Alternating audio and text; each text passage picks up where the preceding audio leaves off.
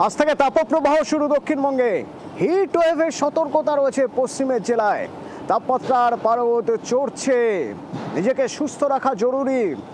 কিভাবে সুস্থ রাখবেন চিকিৎসকরা পরামর্শ দিচ্ছেন। প্রচুর জল খেতে হবে, কিন্তু তাপমাত্রা কতটা বেড়েছে, স্বাভাবিকের থেকে কতটা বেশি, কতদিন চলবে এই অবস্থা, কোনো ভালো খবর কি হাওয়া অফিস দিতে পারছে? আপাতত দিতে পারছে না। আপাতত যা খবর তা সতর্কতার খবর। বিশ্বজিৎ প্রতিনিধি আমার সঙ্গে সরাসরি রয়েছেন। বিশ্বজিৎ, কি বলছে হাওয়া অফিস?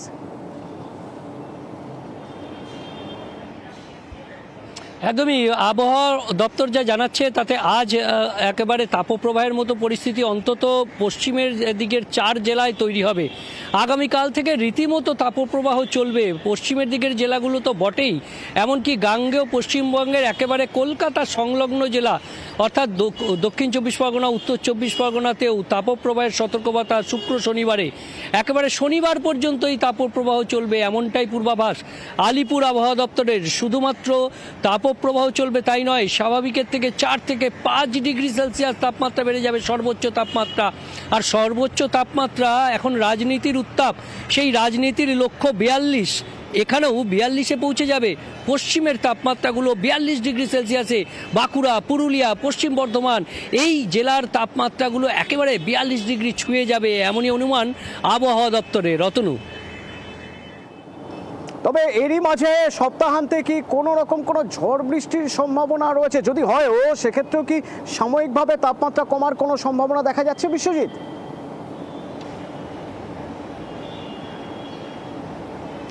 দেখো, একটা সম্ভাবনা তো অবশ্যই, কারণ উত্তরবঙ্গে আগামীকাল থেকে ছিটেফোঁটা বৃষ্টি শুরু হবে দার্জিলিং কালিম্পংয়ে, এবং সেটা ক্রমশ বাড়বে সপ্তাহান্তের দিকে।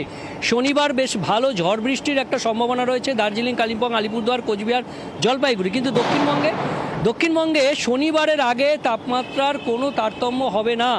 শনিবার বিকেলের দিকে পশ্চিমের 2-1 জেলা এবং উপকূলের 2-1 জেলায় হয়তো বজ্রবিদ্যুৎ সহ বৃষ্টি হলেও হতে পারে, শনিবার হলেও হতে পারে। তবে রবিবার বৃষ্টি হবে। রবিবার গাঙ্গেয় পশ্চিমবঙ্গের একাধিক জেলায় ঝড় এবং বৃষ্টির সতর্কতা থাকবে, এমনটাই জানাচ্ছে আলিপুর আবহাওয়া দপ্তর। অর্থাৎ সপ্তাহান্তে একটা ঝড় বৃষ্টির সম্ভাবনা থাকছে।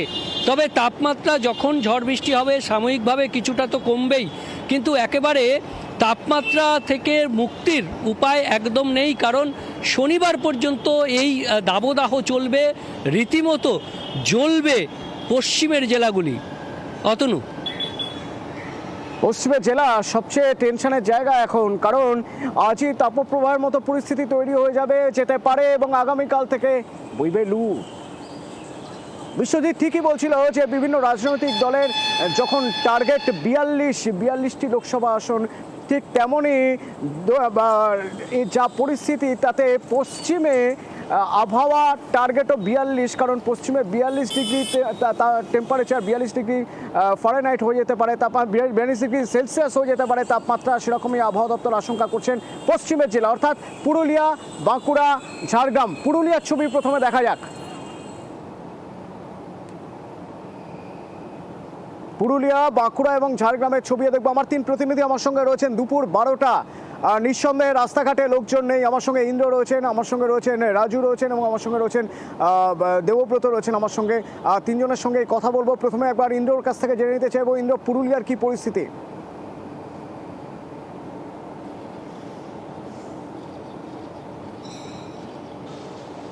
ঝরছে, তার কারণ যত বেলা বাড়ছে 12টার সময় যেভাবে রাস্তাঘাট দেখা যাচ্ছে তাতে মানুষ খুব প্রয়োজন ছাড়া বেরোচ্ছে না এবং গৃহবন্দী হয়ে গেছে। যেভাবে চড়া রোদ রয়েছে, চাঁদি ফাটা রোদ রয়েছে, তাতে সমস্যায় পড়তে হচ্ছে সাধারণ মানুষকে। যারা বাইরে বেরোচ্ছে তাদের নানা রকম সমস্যায় পড়তে হচ্ছে, শারীরিক সমস্যায় পড়তে হচ্ছে। প্রচুর পানীয় জল খেলেও রেহাই পাচ্ছে না এই গরম থেকে। যেভাবে তাপমাত্রা কয়েকদিন ধরে ঊর্ধ্বমুখী, তাতে জেলার জুড়ে যে একটা পরিস্থিতি তৈরি হয়েছে, তাপপ্রবাহের পরিস্থিতি তৈরি হয়েছে। যত বেলা বাড়ছে ততই তাপমাত্রা বাড়ছে, রাস্তাঘাট ফাঁকা হয়ে আসছে। যারা বেরোচ্ছে খুব প্রয়োজনে অতনু, তারাও একেবারে ছাতা মাথায় সাদা কাপড় জড়িয়ে বেরোচ্ছে।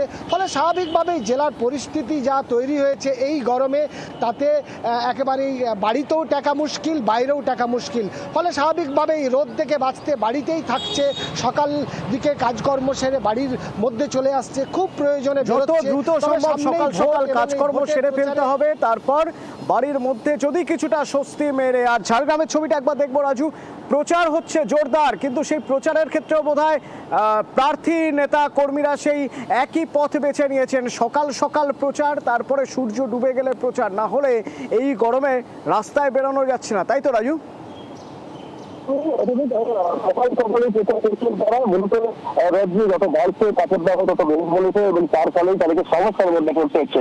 অধিকাংশ রাজনীতিক যে দলগুলি রয়েছে সেই সমস্ত রাজনীতিক দল তাদের প্রচারগুলি সকাল সকাল সেরে নিচ্ছেন এবং তার পাশাপাশি রোদ্দুরের মধ্যে যখন তারা বেরোচ্ছেন সে জায়গায় ঠান্ডা পানীয় জল এবং বারংবার তারা সেই ঠান্ডা পানীয় জলে মুখ ধুয়ে দেওয়া এবং মানুষকে সতর্ক করা যে এই যে গরমের দাবদাহ রয়েছে সেই দাবদাহের মধ্যে যারা প্রচারে যারা তাদের সাথে যে সমস্ত কর্মীরা রয়েছেন তাদেরকে গ্লুকন্ডি খেতে অনুরোধ করছেন প্রার্থী এবং যে সমস্ত মানুষের সাথে কথা বলছেন তাদেরকেও বলছেন যে যাতে এই রোদ্দুর মধ্যে তারা না বেরোন এবং রোদ্দুর থেকে যতটা বেশি খাবার মধ্যে থেকে করে মানুষের কাছে পৌঁছানো যায় সেই জায়গায় তারা প্রচারের মূল লক্ষ্য রাখছেন। কারণ যেভাবে আলিপুর আবহাওয়া দপ্তর যে বলেছে যে গত 2 দিনের মধ্যে যেভাবে তাপমাত্রা বৃদ্ধি পাবে এবং পশ্চিমের জেলাগুলিতে মূলত পশ্চিমের জেলাগুলিতে একটা গরম পরিবেশ থাকবে, সেই জায়গায় ভোটের এক গরম অপরদিকে এই তীব্র দাবদাহ সব মিলিয়ে প্রচারের সময় বদল হতে পারে, সূচি বদল হতে পারে, দুপুরের বদলে সকাল হতে পারে, সন্ধে হতে পারে, কিন্তু স্কুলের তো টাইম বদল হবে না, বিশেষত যেসব স্কুলে পরীক্ষা চলছে। প্রিয়পত, বাঁকুড়ার বেশ কিছু স্কুলে পরীক্ষা চলছে, পড়ুয়াদের এবং অভিভাবকদের শিক্ষকদের তো বটেই, তারা তো পড়েছেন মহা সমস্যায়। একেবারে তুমি যেমনটা বলছো যে তারা কিন্তু মহা সমস্যায় পড়েছে।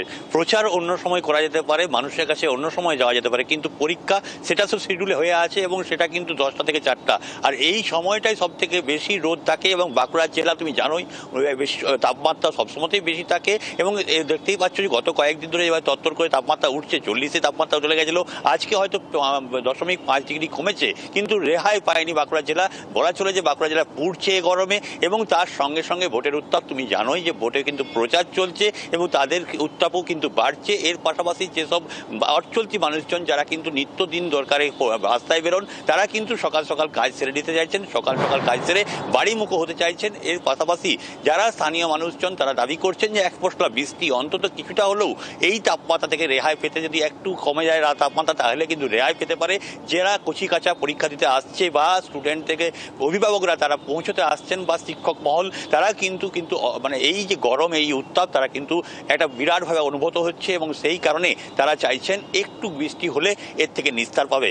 অতনু, আর তাছাড়াও বাঙালি যারা ঘুরতে ভালোবাসেন, যাদের একটু অবসর রয়েছে, হাতে সময় রয়েছে, তারা চান এই গরম থেকে বেরিয়ে যদি নিদেন পক্ষে পাহাড়েও না যাওয়া যায়, যদি সমুদ্রের ধারে যাওয়া যায়, তাতে হয়তো গরম কিছুটা কম হবে, কষ্ট কিছুটা লাঘব হবে। তো সেজন্য দীঘা প্রথম পছন্দ, কিন্তু দীঘায়ও গরম ভালোই, আর তাই পর্যটক সেভাবে নেই।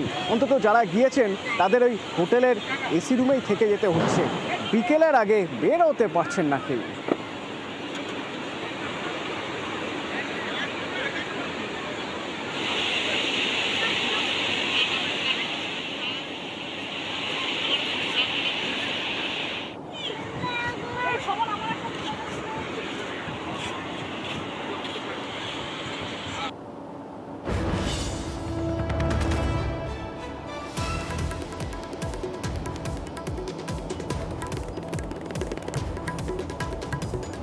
আর এদিকে এই যে পরিস্থিতি, চৈত্র দহন, তাতে সতর্ক নবান্ন।